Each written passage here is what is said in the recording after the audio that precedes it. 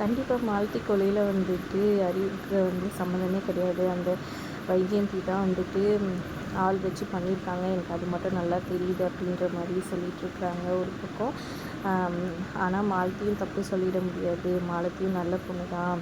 அவள் ஒரு கட்டத்தில் நடிக்க வந்துட்டு, ஆனால் அறிவு மேலே அவளுக்கு உண்மையாலுமே காதல் இருந்துச்சு அப்படின்னு சொல்லிட்டுருக்காங்க. அதுக்காக அறிவு மேலே தப்பு சொல்ல போகிறீங்களா அப்படின்ற மாதிரி ரத்னா கேட்க, அப்படி சொல்லலை அப்படின்ற மாதிரி சொல்லிகிட்ருக்காங்க. இன்னொரு பக்கம் பார்த்திங்கன்னா, துறையை தெரியுமா அப்படின்ற மாதிரி கேட்குறாங்க. சண்முகம் யார் அந்த துரைன்னு எல்லாருமே ஷாக் ஆகி கேட்க, துரை வந்துட்டு மாலத்தியோட அண்ணன், ஜெயிலில் இருக்கான் ஏதோ தப்பு பண்ணிவிட்டு. அன்றைக்கி கூட வந்துட்டு அறிவை வந்துட்டு நாங்கள் ஹாஸ்பிட்டலில் கொண்டு வந்து சேர்த்தோம்ல, உங்களை பார்க்கறதுக்காக மட்டும் இல்லை, அவன் வந்துட்டு அறிவை அட்டாக் பண்ண வந்துட்டான், அதனால எதனா பிரச்சனை ஆகிட்டு இருக்குமோன்னு சொல்லி தான் டாக்டர்கிட்ட செக் பண்ணுறதுக்காக அவனை கூட்டிகிட்டு வந்தோம். அன்றைக்கி உங்கள்கிட்ட சொல்லியிருந்தா தேவையில்லாமல் டென்ஷன் ஆகிருப்பீங்கன்னு சொல்லி தான் எதுவுமே சொல்லலைன்ற மாதிரி சொல்கிறாங்க. அதுக்கு இடம்னு எல்லாமே ஷாக் ஆகிடுறாங்க. எப்படியாவது வந்துட்டு வெங்கடேஷனை வந்துட்டு கரெக்டாக அங்கே கூட்டிகிட்டு வந்துடணும். நாளைக்கு வந்துட்டு விசாரணைக்கு வருது கேஸு. வெங்கடேஷ் எல்லாமே உன் கையில் தான் இருக்குது. அறிவை காப்பாற்றணும். கண்டிப்பாக நான் வந்துட்டு அவனை காப்பாற்றுவேன். ஏன்னா வந்துட்டு என் உயிரை காப்பாற்றி கொடுத்தது பர்னி சிஸ்டரும் சண்முகம் தான். அதனால் கவலைப்படாதீங்க, நான் கண்டிப்பாக உண்மையை சொல்வேன். ரத்னா கிட்ட ஒரு விஷயம் பேசணுன்ற மாதிரி சொல்ல, எல்லாருமே அப்படியே ஷாக்காகி அமைதியாக இருக்க. ரத்னா என்னை மன்னிச்சிடு, நான் பண்ணது எல்லாமே தப்பு தான். கண்டிப்பாக இதுக்கு பிராயச்சித்தமாக நான் உண்மையை சொல்லி அறிவு வந்துட்டு மீட்டுக்கு கூட்டிகிட்டு வரேன் அப்படின்ற மாதிரி சொல்லிடுறாரு. இன்னொரு பக்கம் இங்கே பார்த்திங்கன்னா, இவங்க வீட்டில் வந்துட்டு எல்லாருமே இருக்கிறாங்க.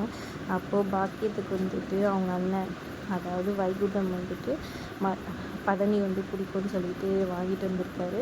சந்தோஷமாக அதை வாங்கி குடிச்சிட்ருக்காங்க. ஆமாம், நகை பண்ணலாம் பார்த்தா தங்கச்சி ஞாபகம் வராது, எனக்கு பதனி இந்த மாதிரி கம்மியானது தானே தெரியும் அப்படின்ற மாதிரி சவுந்தர பாண்டியா அவங்க அக்காவும் வழக்கம் போல் பேசிக்கிட்டு திறக்கிறாங்க. இன்னொரு பக்கம் எங்கள் அண்ணன் யாருமே எனக்கு பண்ணலையேன்ற மாதிரி எஸ்க்கு புலம்பிகிட்ருக்க. கரெக்டாக பரணி வராங்க. உங்கள் அண்ணனும் வந்துட்டு உனக்கு வாங்கி கொடுத்து அனுப்பிச்சிருக்காண்டி அப்படின்னு சொல்லிட்டு சொல்ல, என்ன பண்ணுறது, இது உங்களுக்கு தானே தெரியும் அப்படின்ற மாதிரி அவங்க அப்பா கிண்டல் பண்ண, போது நிறுத்துங்கப்பா, எனக்கு என்ன பிடிக்குன்னு உங்களுக்கு தெரியுமா, நான் தான் உன்னை படிக்க வச்சுனேன் அப்படி இப்படின்னு அவர் சொல்ல, நீங்கள் எங்கே படிக்க வச்சுங்க, உங்கள்கிட்ட கஷ்டப்பட்டு எங்கள் அம்மா தான் எனக்கு வந்துட்டு எல்லா ஃபீஸும் கட்டினாங்க, எனக்கு எல்லாமே நல்லா தெரியும். உங்களுக்கோ இல்லை எனக்கு அண்ணன் இருக்கானே அவனுக்கோ வந்துட்டு எனக்கு என்ன பிடிக்கும்னாச்சும் தெரியுமா, ஒன்றுமே தெரியாது, எங்கே சொல்லுங்கள் பார்க்கலான்னு சொல்ல, ஏதாவது வாங்கி கொடுத்துருக்கீங்களா எனக்கு பிடிச்சது என்ன அப்படின்னு சொல்லி கேட்க, சாரி இல்லை நானும் அப்படி தான் இருந்திருக்கலன்னு சொல்லிட்டு இது பண்ணியிருக்கேன்.